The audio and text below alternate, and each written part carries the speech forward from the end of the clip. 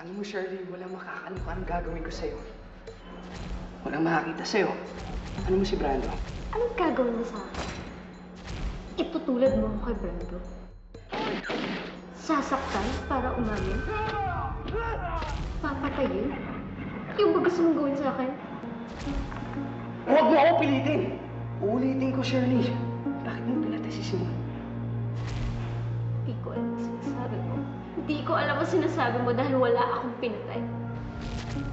Oo, aaminin ko. Gusto ko kayong lahat patayin.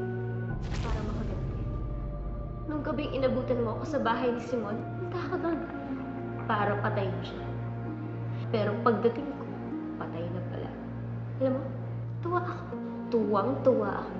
Dahil inisip ko, mamamatay din kayo lahat. Mamamatay din kayo dahil pinatay niyo ang mahal ko. Pinatay niyo ang nag-iisang mahal ko sa buhay. Hoy! Kakasal po ako! Kakasal po ako! Princess! Hoy!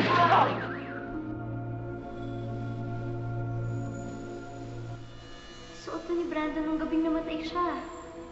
Regalo ko sa kanya nung birthday niya.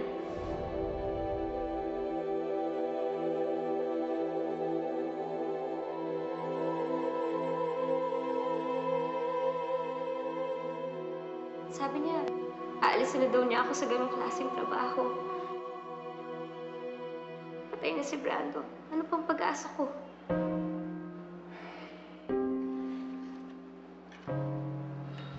Niwala ka naman sa akin. Pero hindi ko kaya matay.